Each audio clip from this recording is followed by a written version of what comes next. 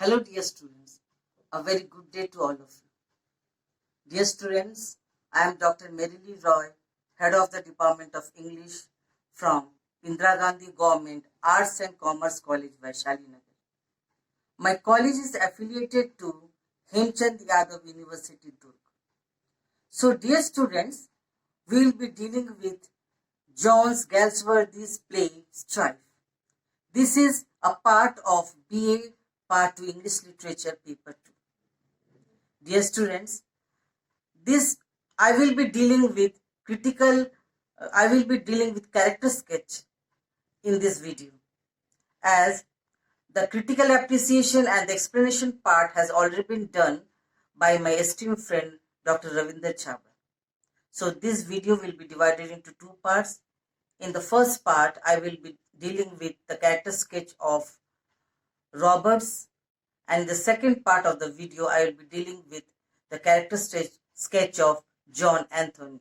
So dear students, let's get started.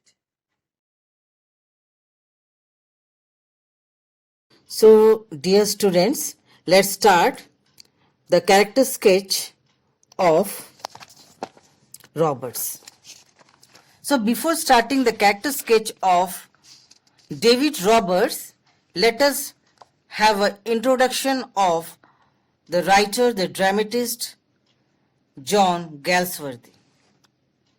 So dear students, John Galsworthy was a novelist, a dramatist, born on 14th August 1867 in Kingston Hill, London. He was offered knighthood in 1917, but he declined the respect, saying that the writers should not accept such titles. He also won a Nobel Prize for Literature in 1932. His plays deals with social grievances, double standard of justice applied to upper and lower classes. In his plays, we also see he attempts to affirm the existence of the common man. So after knowing about John Galsworthy, dear students, whenever you write about a character sketch, you have to write about the writer. You have to write about a short introduction of the play or the work of art, about the drama, and secondly, then we have to shift towards the character sketch. The character sketch also deals with different parts. We have to write about the physical aspects of the about the character. Then we have to write about his psychological analysis. We have to write about his role in the play, his attitudes. In this way, we have to come at last to the conclusion. So now I would be telling you a short outline of the play Strife. In the play Strife, the play was first staged in 9th March 1909 at Duke of York's Theatre. The play is about the confrontations of the labor class and the capital class in Trinartha Tin Plate Factory. The play shows a prolonged strike in the factory where the workers' union and the board of directors attempts to resolve the dispute. But it goes on for a longer time.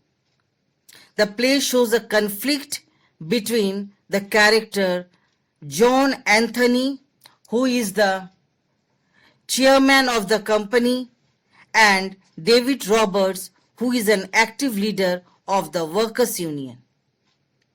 So, this is a brief outline of the play Strife. Now coming to the character sketch of David Roberts. First, we'll deal with the physical characteristic of David Roberts. His appearance. David Robert is a worker working in tin plate factory at Trinartha. He is a member of the workers' union. He is a lean man of middle height with a slight stoop.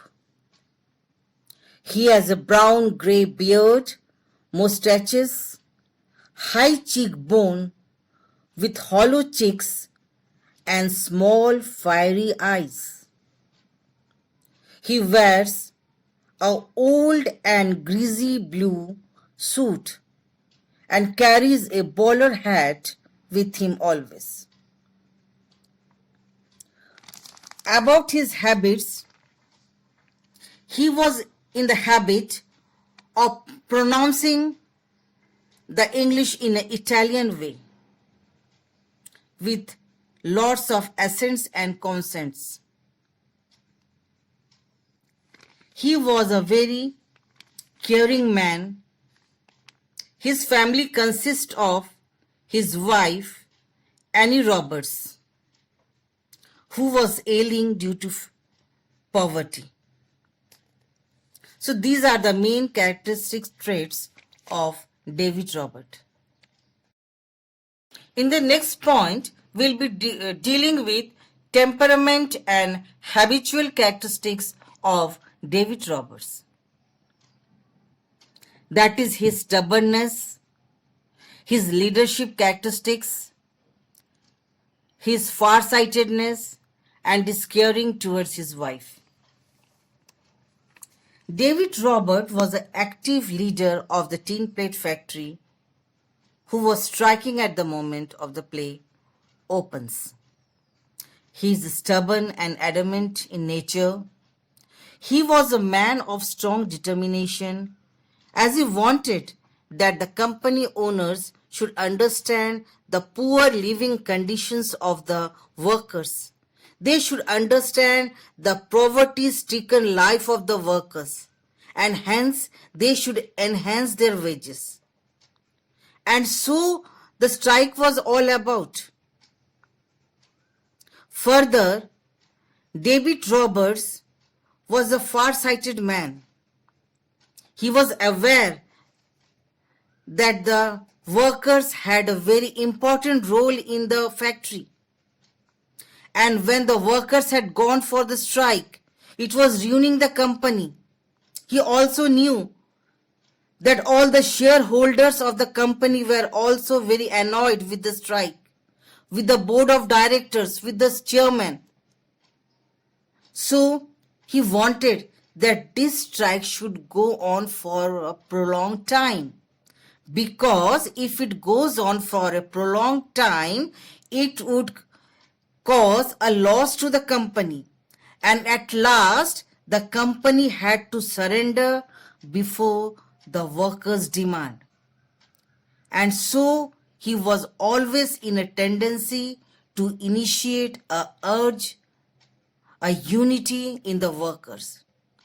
In spite of all of this, he was very attentive to his wife. He used to attend to his wife's needs. He knew that his wife was ailing. She had problem with her heart. Therefore, he always went to his wife, asked for her needs. But in spite of all this, he knew that she wanted food, she wanted medicines, but he was a very determined man. He was a very stubborn man. He was a very adamant man, and so he wanted to carry on with the strike. Next, in the point that we'll be dealing about Roberts is his personal grievances towards the factory owners. It is said that the reason behind prolonging the strike for a more longer time was his personal grievances towards the owner. In this point, we'll be dealing with his ailing wife and the inadequately reward that he got for his merits. First is ailing wife. It is shown in the play that his wife was ailing. She was sick. She was suffering because of the poor condition, because of the poverty-stricken condition of the workers. They were unable to get proper food, proper medicine, proper care.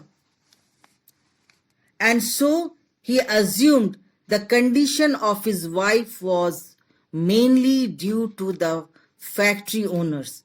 They were responsible for his wife's ailing. And so he wanted to carry on with the strike. Next, it was shown in the play that Robert had done some merit in the company.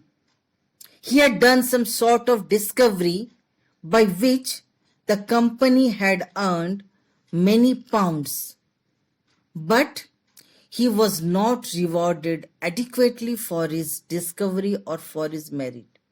And this was his personal grievance towards the owners, that he wanted to carry on with the strike. He was and as a reason, he was not happy with the owners. In the next point, we'll be dealing with the point that Robert was a man of strong determination.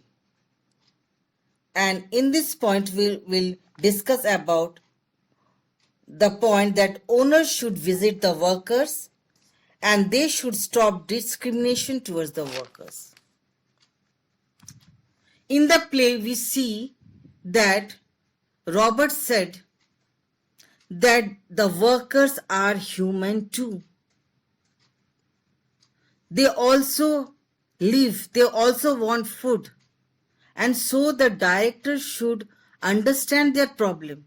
The director should visit their places and see their actual conditions and see their actual poverty-stricken life. He puts that workers have been so much exploited that they can't be squeezed any more further. They have been exploited to the limit. But Robert, a man of strong determination, which is reflected in his attitude, it is reflected when he says that workers may starve to death. That workers may starve to death, but they will not surrender. Yes, this shows his strong determination. He further says that he will never surrender before Anthony, the chairman of the company, nor because Anthony did not consider them as a human being. He does not consider them as equal. He always discriminated between the lower people, lower caste people and the upper caste people. These directors, they were ruling, they were running the company sitting in their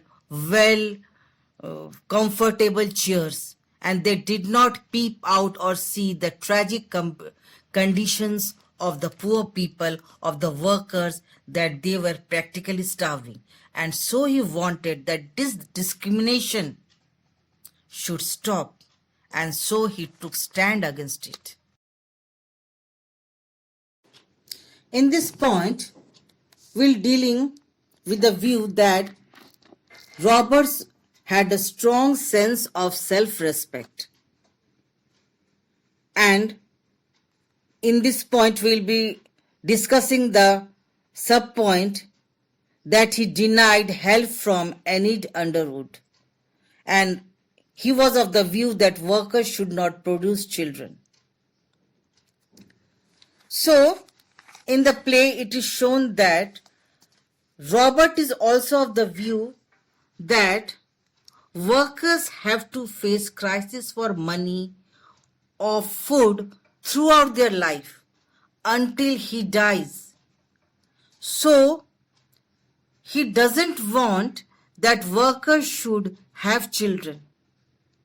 He himself did not have children because he did not want to have children, and he didn't want that his children should face the crisis of food and money just like him throughout his life. He was also of the view that the workers, by bringing children, they are actually producing more slaves. These slaves who would be working in the houses of upper class people, these slaves who would be working in the factories. So he denied that workers should not produce children.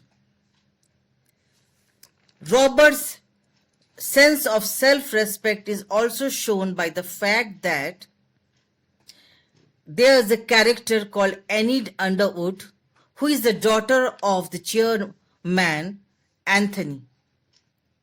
She had a very sympathetic nature. She had a sympathy feeling towards the workers and more towards wife of Roberts, because Annie Robert used to work in the house. She wanted to bring food, money, or medicine to her to help her in her ailing condition.